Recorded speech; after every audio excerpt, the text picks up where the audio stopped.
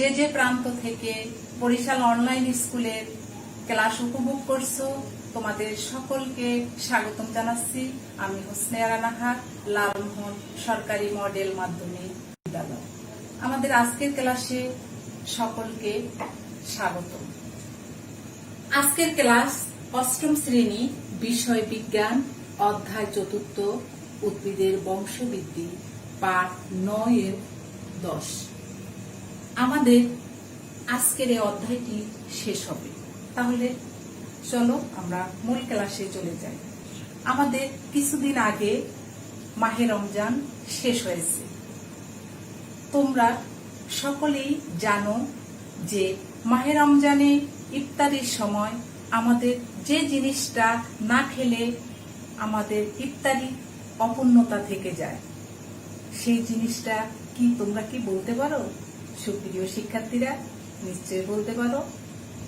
তোমাদের আরো সহজ করে দেওয়ার জন্য আমি কিছু নিয়ে আসছি। তাহলে তোমরা এটা দেখে বুঝতে পারতেছো যে এগুলো কি। এগুলো নিশ্চয়ই বলবে যে ছোলা বীজ। তারপরে যেমন একটি সিম গাছের বীজকে আমি রোপণ করে তোমাদেরকে দেখানোর জন্য নিয়ে এসেছি, তাহলে তোমরা দেখতে পাচ্ছ। তারপরে ছোলা বীজ ভিজিয়ে রেখেছি। দেখো, আগের ছোলা বীজগুলো শুকনো ছিল, এটা একটু টসটসে হয়ে গেছে ভিজে। তারপরে এসো আমরা একটি ভিডিও দেখি। সুপ্রিয় শিক্ষার্থীরা, ভিডিওটি মনোযোগ সহকারে দেখো।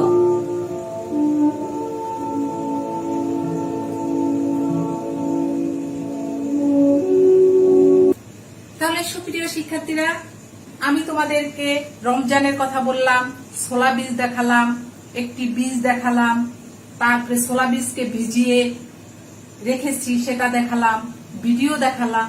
তাহলে তোমরা তো নিশ্চয়ই বলতে পারে যে আমাদের আজকের পাঠ শিরোনামটা কি হতে পারে?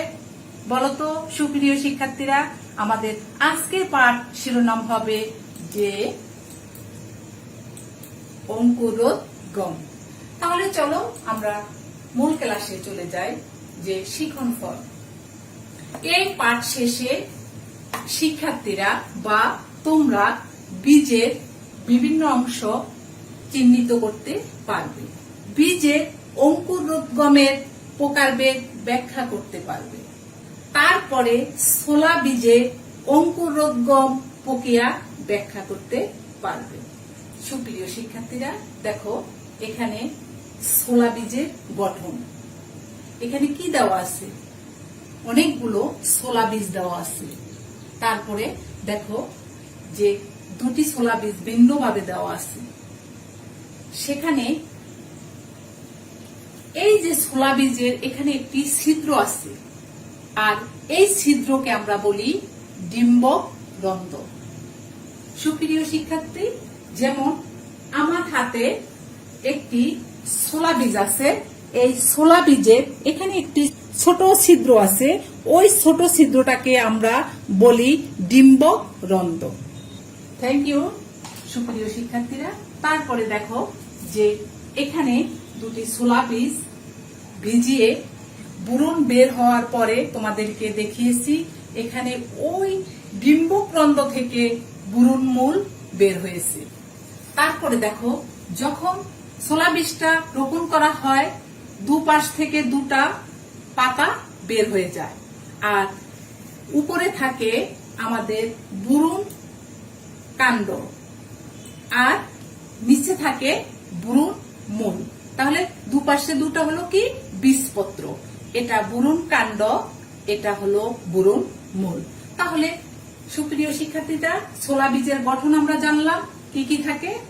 ডিম্বক রন্ধ্র, তার বীজপত্র, মূল, বুরুন কাণ্ড, বুরুন মূল। দেখো চিত্রের দিকে লক্ষ্য করো যে কি কি দেখতে পাচ্ছ।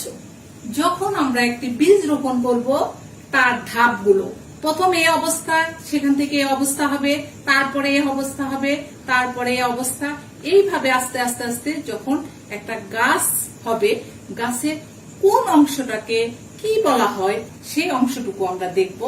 দেখো এই অংশটিকে বলা হয় বীজপত্রাদি কাণ্ড। তারপরে গাছের এই অংশটিকে বলা হয় বীজপত্রা কাণ্ড। নিচের অংশটুকু বলা হয় বুরুন মূল।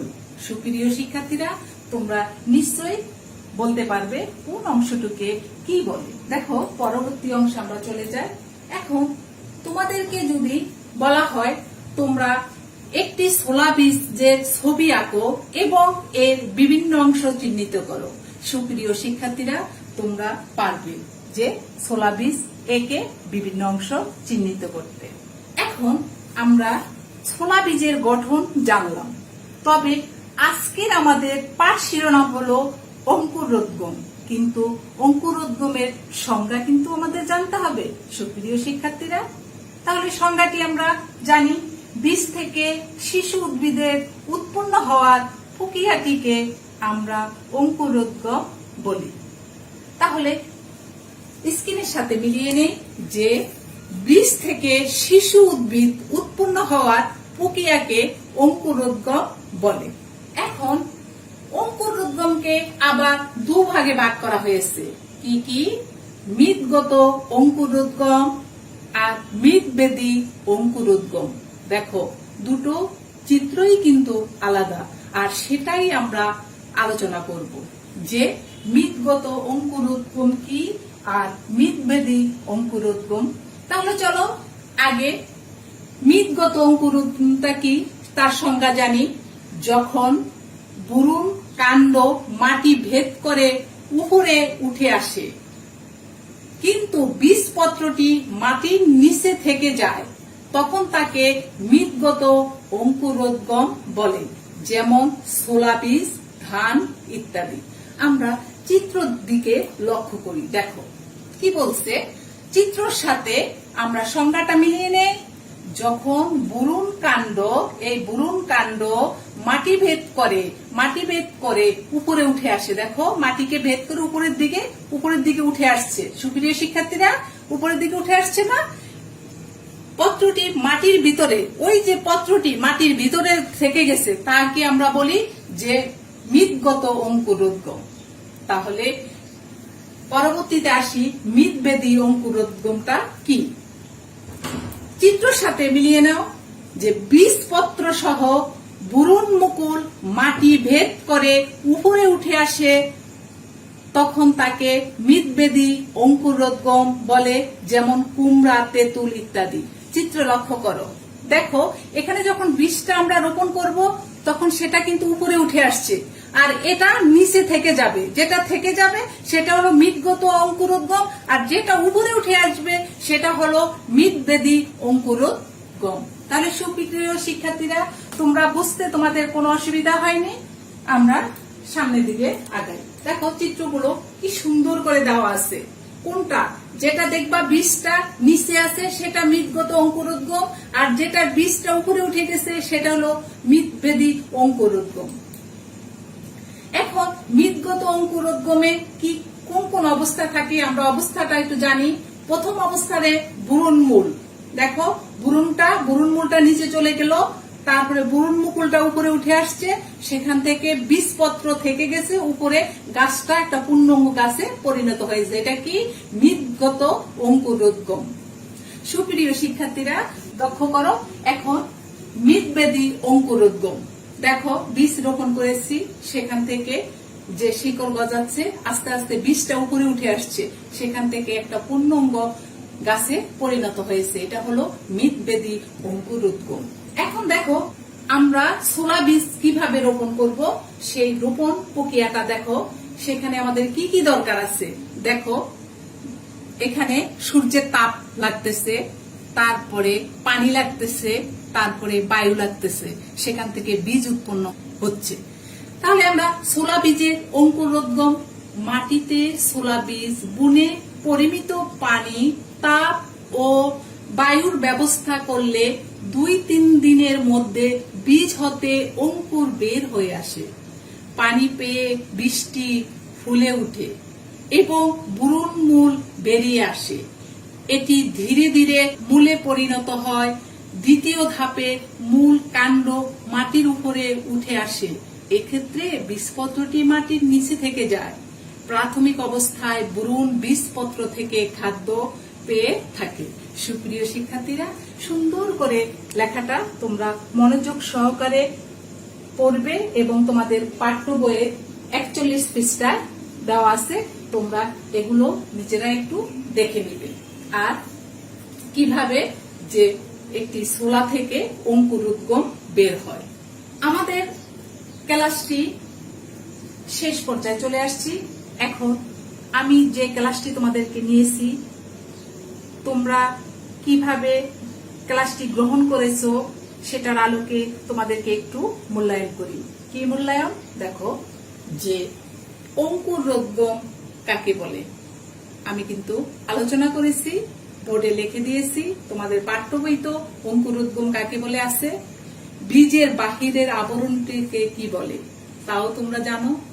বীজের অঙ্কুরোদ্গমের জন্য অত্যাবশ্যকীয় উপাদান কি কি। তাহলে 3টা প্রশ্ন তোমরা ঠিকই পারো, তোমাদের কোনো সমস্যা হবে না। এখন ক্লাস শেষ হলো, মূল্যায়ন করা শেষ হলো, তবে বাড়িতে তো আর বসে থাকবে না, তোমাদের বাড়ির কাজ করতে হবে। তাহলে আজকের বাড়ির কাজটি, একটি বীজের অঙ্কুরোদ্গমের জন্য পানি, তাপ ও বায়ুর প্রভাব অত্যাবশ্যকীয় কেন? তোমার উত্তরের সপক্ষে যুক্তি দাও। লিখে নাও তোমরা। সুপ্রিয় শিক্ষার্থীরা, তোমরা লিখে নিলা। বাড়িতে বসে তোমরা বাড়ির কাজটা শেষ করবে। আমাদের দিন দিন করোনা পরিস্থিতি ভয়াবহ হচ্ছে, তোমরা বাসায় থাকো, নিরাপদে থাকো, নিজেও ভালো থাকো, তোমার আপনজনকেও ভালো রাখো। এই বলে আমার ক্লাস শেষ করছি। আল্লাহ হাফেজ।